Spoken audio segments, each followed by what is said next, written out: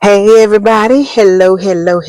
We are back again today and we are doing another lunchtime vlog.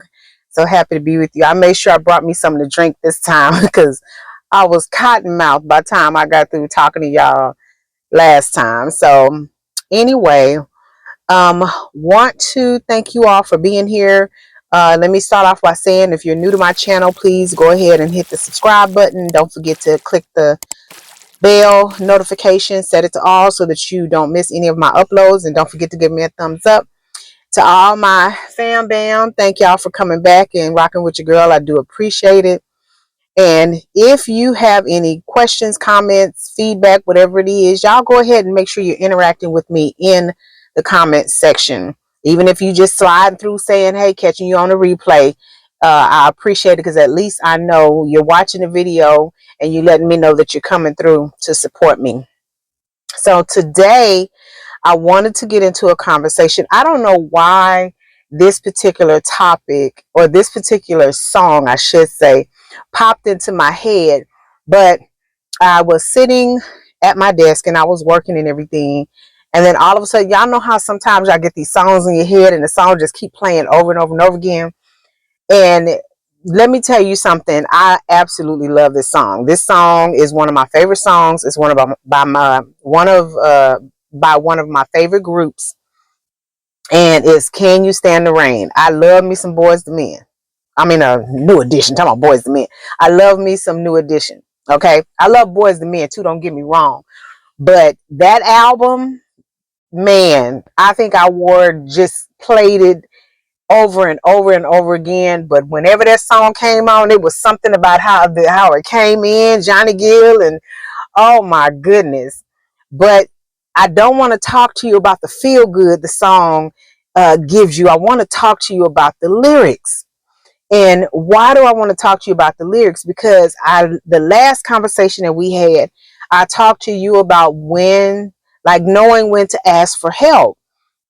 And sometimes knowing when to ask for help also means that you have to know who to ask for help.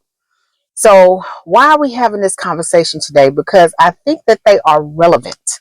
I think that knowing when to ask for help and knowing who to ask for help is extremely important, because there are some things that, just full transparency, being married as long as I cannot go to my husband about. Sometimes I'm on 10 and my mindset and my attitude about certain things. And then I go to him and he just can't get there with me. His excitement is not at the level that I really would love for it to be at.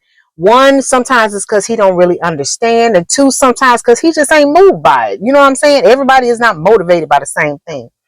So a lot of times I find myself going to my daughter, and my daughter and I, when we get to talking about all like different topics, stuff pertaining to life, stuff pertaining to your appearance, stuff pertaining to my business, I can always count on my girl to not hype me up, but be like, dang, that sound, even if she don't really thoroughly understand what I'm talking about, her level of excitement is to a point where if she don't understand something, she will actually start asking me questions, which makes me more excited, right? And you have to be careful of who you go to, because you want to make sure that you are not exposing yourself or interacting with people in different aspects of your life where they're crushing your emotions, right? It's all right for people not to agree with you. That's perfectly okay. But you definitely don't want to go to somebody, because I used to have somebody in my life where I would talk about different things and they would be like, oh, I don't know, you might want to reconsider that. And it was about that was the response pertaining to just about everything that I mentioned. And after a while I was sitting here going, why every time I come to this person with this, with good news, or come to this person with an idea, or come to this person with information or whatever, they can never find a positive aspect of it. It's like, you know, it's like they were trying to convince me not to even continue thinking about it. Um, They would even come up with stories about knowing somebody who tried it, and this was their experience and all this kind of stuff. And one day I stepped back and I said, you show know an awful lot of people trying to do, or in the same situation as I am, and they just failed at every turn. And after a while, I noticed that even talking to this person about their own life, things they want to do, or things like that, they were negative about their stuff. So after a while, I was like, this is not really what I want to be feed my spirit with. I it's not what I want to be taken in. And so I had the hard conversation with this person, and I basically just expressed how I felt. I explained what I was experiencing. I also communicated what I thought was going on. And let me tell you, life will happen whether you want it to or not. And this situation basically took care of itself. Eventually, we just naturally stopped interacting with each other. And the funny thing is, the level of peace that I experienced when it happened, I was like, oh yeah, I like this. So people who know me, I make a comment, oh, I don't have a circle, I don't have a circle. I know that at the end of the day, if I have successes, if I have challenges, if I have issues, if I have uh, celebratory moments, whatever the situation is, there are people that I can say are my circle. First and foremost, my husband, my children, my mother. I now have a best friend. I had a best friend years ago, and something happened that was very traumatic for me that I could not move past. Even today,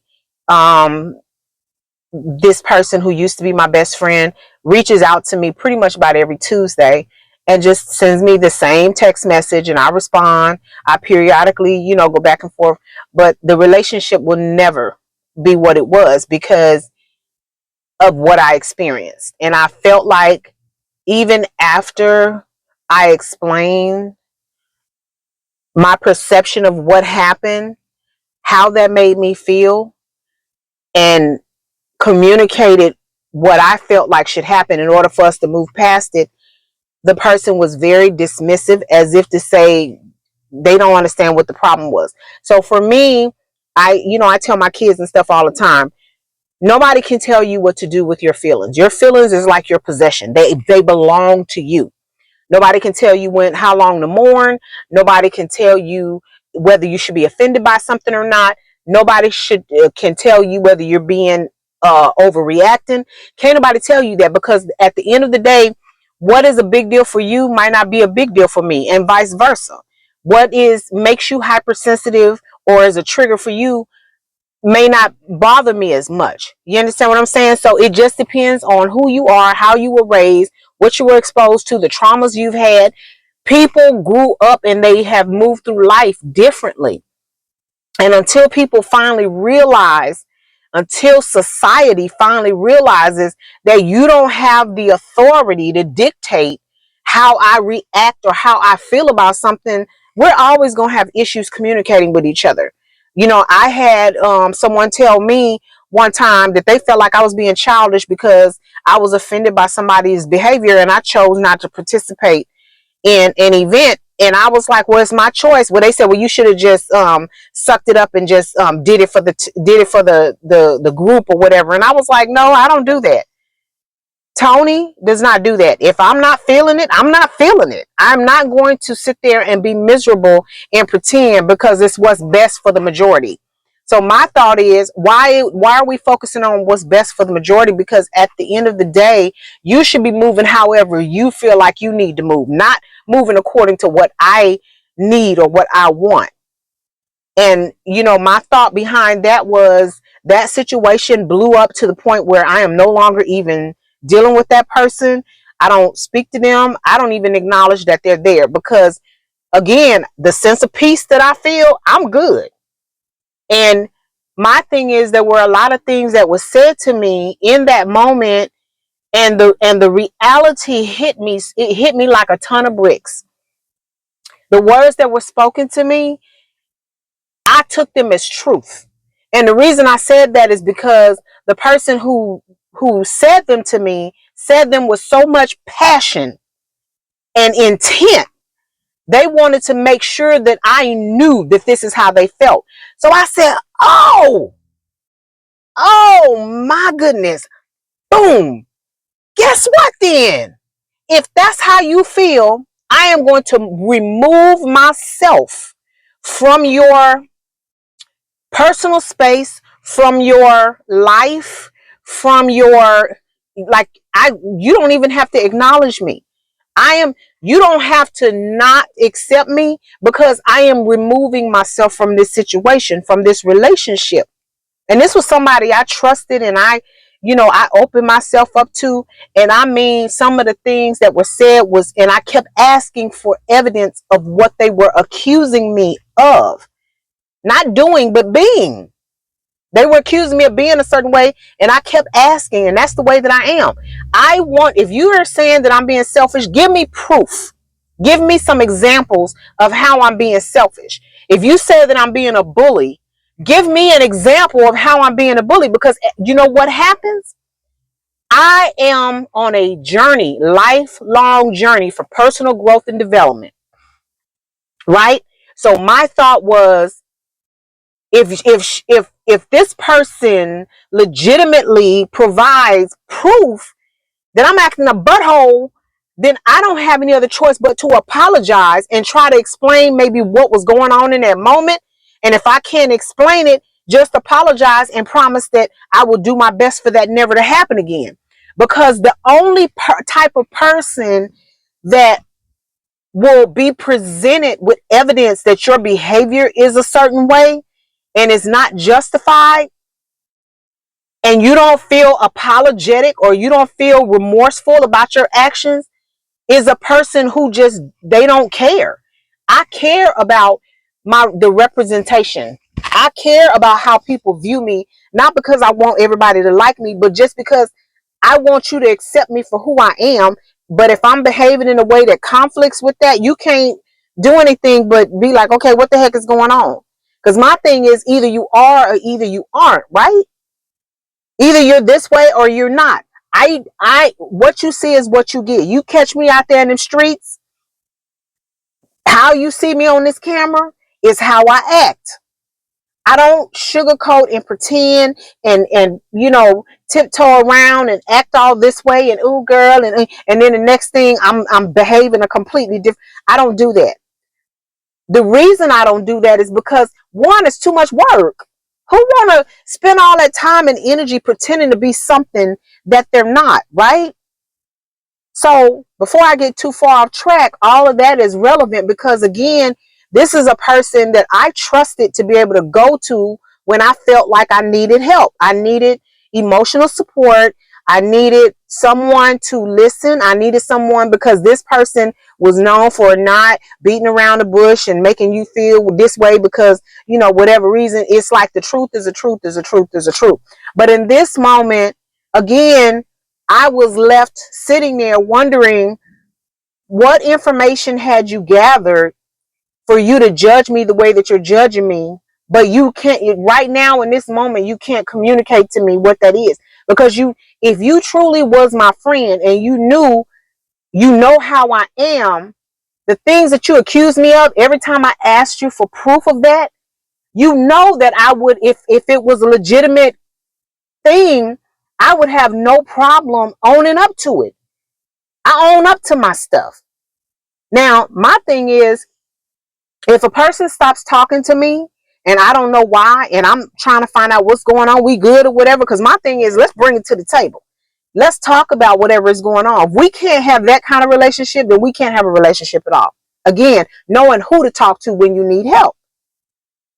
Because like me right now, me and my best friend, she said it plain and clear. She said, when we were like getting to know each other and all that kind of stuff, one of the things that she said to me was, I don't know about you, but because she's like a few years older than me, she was like, I don't know about you, but if we ever get into it, We gonna be like this girl, that girl, this is what's happening, this is what we gonna say. Okay, all right, what we doing next? Because she don't like holding on to stuff. I don't like holding on to stuff either, but sometimes when you hurt me a certain way, trust and believe, I'm not gonna be ugly to you. I'm not gonna dog your name out. I'm not going to disrespect you, but I will walk past you like you're not standing there. Now, if you speak, I'm gonna speak back. But I'm done. And my kids know that. They know when I get to a point in any situation and I say I'm done, that's exactly what I mean. Because I would have at that point given so much of myself and given such a grand effort that I feel like there's no other recourse but for me to be done. Right?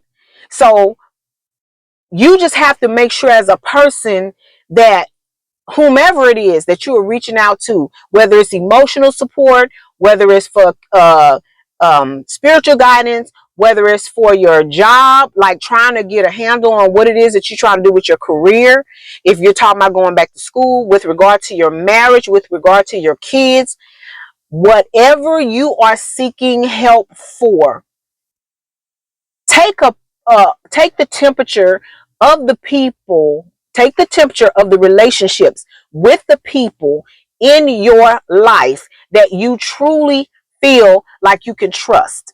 And the way that you do that is you look at each relationship and say, whenever I go to them and talk to them about something, what is their reaction? I'm not saying only go to the people that's going to make you feel good, because sometimes you just need the truth, and the truth ain't going to make you feel good all the time. So if I know that, like, for example, I go to my husband and I asked him about something that, first of all, I know that that's not like the area that he's most beneficial to me in. I may choose to talk to my best friend instead of my husband. Okay. Now, I know I love her to death, and I know my best friend, when it comes to my marriage and I'm fussing at my husband about something and it's a legitimate beef, and a perfect example of that is if he's not taking his medicine like he's supposed to, things like that, she'll say, girl, quit fussing at my brother. She will take up for him whether he right or whether he wrong. And I'll be sitting there like, okay, so when his leg got to be cut out or he don't feel, I'm sending him right on over to you so you can take care of him. So since you want me to stop fussing at your brother, I'm going to let you deal with the repercussions of him not doing what he's supposed to do. Right? So I can't talk to her about stuff concerning my marriage, because even though that's my best friend, because she protects him. Y'all, that's my best friend, but she be protecting him. She be standing up for him. I mean, left and right. I love her. I love her though, because I love the fact that she loves my husband. You understand what I mean? She don't play when it comes to my husband. And there's nothing romantic about it. She just sees him in a way that, my husband is very laid back and chill. There's not a lot that gets him worked up. Like, but when he get worked up, you better move.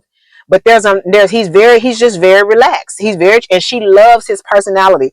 And he is a jokester. He goofy. I mean, you know what I'm saying? And they love the same things. He like to fish. I don't do the outside, so them together, I just be sitting back shaking my head because they like two peas, but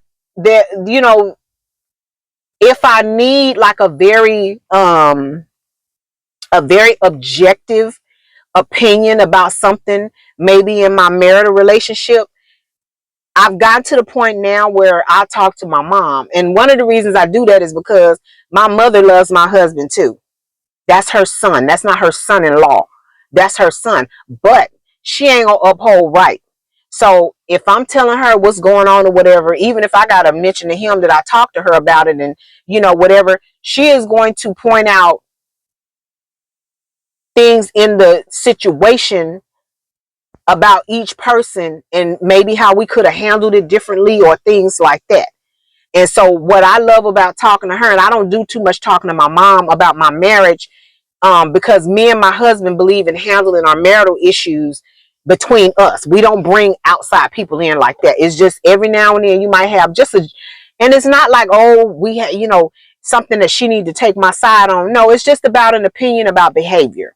So I would have a conversation about something, and when I talked to her about it, because one time, I ain't gonna lie, I had a situation that I needed to talk to my mom about because I was angry, and I thought that my mother, because she's my mother, and this was pertaining to my mother-in-law, that she was going to take my side. Baby, let me tell you how wrong I was.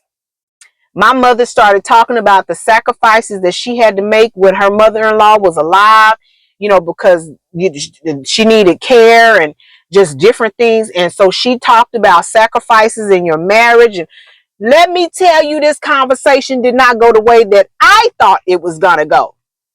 And I'm hot and I'm frustrated, and I'm gonna call because my mama one, she's a married woman, and two, she's been married more than once, and she's dealt with like being a caregiver for people, my grandmother, stuff like that. And it's not that I don't feel like, that I couldn't be a caregiver, but to me, there are so many different elements to relationships. It depends on the nature of the relationship. It depends on how the relationship started, like the condition of it when it started. And it depends on how we were able, or if we were able to keep it up over the years. And so, yes, sometimes you got to make sacrifices, but I'm not going to lie. It's sometimes I'm just not going to.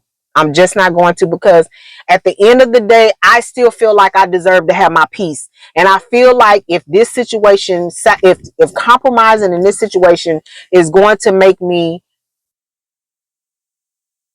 I'm going to have to sacrifice my peace in the process just for pacifying something or somebody else. It's not going to be an easy fight. It's not. Call me selfish, call me spoiled, call me whatever you want to call me. But I have had my peace disrupted over my life for years and years at a time. And I just hit an age where I said, I am not, if I have to sacrifice my peace in order to compromise, I can't. It's when I tell you, if you ever get me to compromise, it's going to be because you done totally convinced me that it's worth it. And I have yet to find a situation where my peace, listen to what I'm saying, my peace has been completely disrupted, and I'm okay with it. I don't know about that one, y'all. But yeah, you have to find people who are a person. You don't have to spread your business all over the world, but you're going to naturally have people in your life that you connect with a certain way. And my best friend always says, man, the world wouldn't have been ready for us if we'd have met each other when we was growing up and we was kids. Because baby, let me tell you, we was pistols, okay? But it's funny because we talk like we've been knowing each other all our lives, and we have not. We have not, but we feel the connection feels like we have been. The conversation feels like we have. When I tell you, when I'm upset, if I'm talking to her, she'd be ready to roll to Houston. What we doing? What we doing? And I'm like, girl, oh my God, and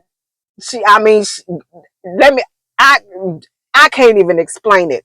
And she loves my family. When I tell you she loves on my daughter, she has yet to get her hands on my son, because a lot of times when she's here, I think my son may have come around a few times, but it's always because of his work schedule and stuff like that.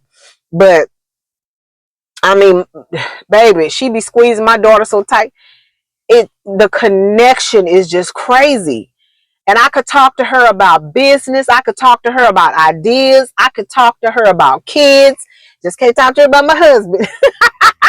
I can talk to her about a lot of different things. And my daughter and I have gotten to a place in our relationship, she's an adult now, where it's the same with her. We find ourselves talking about things like from one end of the spectrum to the other. And sometimes we be on the phone, and neither one of us, neither my daughter or I, are phone people. And we find ourselves on the phone sometimes, just like me and my best friend, for hours at a time. And it's like, wow, whoever thought, right? So, and then like my son, he's analytical like me. So when I want to talk like tech stuff or business stuff, me and my son can get together. And he's also a creative because he writes just like I do. And he draws. I don't know how to draw, but he's a creative creative thinker just like I am. So when I want to really get down in the nitty gritty with creative thinking and coming up with like conceptualizing ideas for projects, and that's my go-to. That's my son. So I don't know, when I'm ready to talk about let's get up and go and travel in the world and living La Vida Loca and all, that's my husband. He's such a free spirit.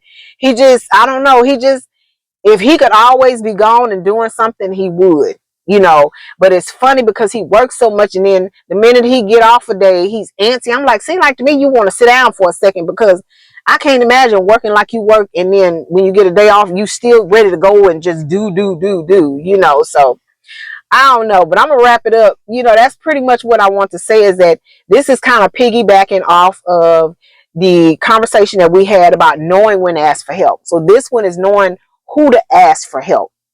Okay, knowing who to go to when you need help. So now you made a decision to ask for help. You got to know who to go to. And you have to be careful. The word of God says, be careful who you lend your members to. That means that you have to be careful who you listen to. Be careful of the things that you watch out there, because it's all kinds of crazy, pornographic, sick and twisted stuff on social media. Don't watch everything. A lot of stuff is clickbait. They got these little nasty pictures and stuff. Booties all in the camera. And you clicking because now you trying to see the booty, and then you open up and there's something else going on. Be careful. Be careful who you lend your members to. Your members are any way that negativity can penetrate your body. That's through even your own speech. You can lend your members to your own negativity. Don't do that. Don't do that. If you are finding yourself like, and I've been in this situation too, where you're around somebody and they constantly negative. Next thing you know, you constantly repeating the same negativity that they are. That's when you wake up and decide to separate yourself from that, you feel so much better.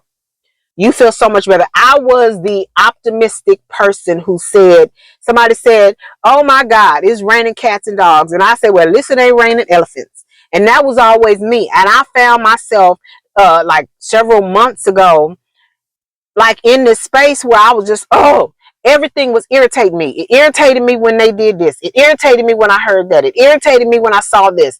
You know, it irritated me to wake up in the morning and I was still kind of groggy. You know, you woke up on the wrong side of bed. And I had to ask myself, what the heck's wrong with you?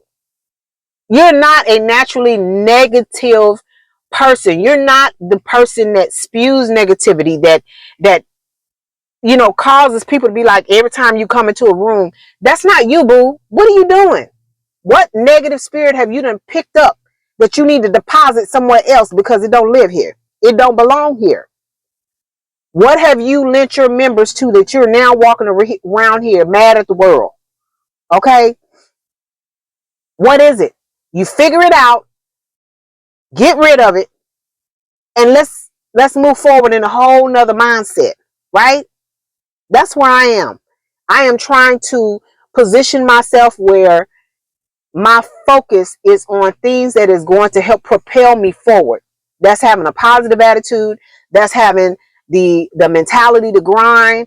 That's having the ability to be true to who I am without feeling guilty. Because my thing is, at the end of the day, I'm good. If you don't accept me the way that I am, because this is truly who I am, that is not my problem. Because my thing is, unless you do something to me or mine and give me a reason not to accept you, we good. We good. We may not be best friends, but at least we can be cordial to one another, right? If you're not intentionally trying to hurt me with your words, actions, whatever, then I don't have a problem hanging, chilling, talking, whatever, you know. But at the end of the day, I have to protect me and mine. I do. And I'm getting more protective as I get older, right? Because the world ain't doing us no favors. So leave me a comment below about whether you have a true circle or not. And one of the most beautiful things that someone in your circle that you can think of has ever done for you in your time of need. Let me know What do you think? It doesn't have to be the most beautiful thing they've done for you. It could be just one thing that you just randomly think of that somebody in your circle has done for you when you needed somebody. Let me know what that is. All right? Okay, y'all. Lunchtime vlog. They coming back, y'all.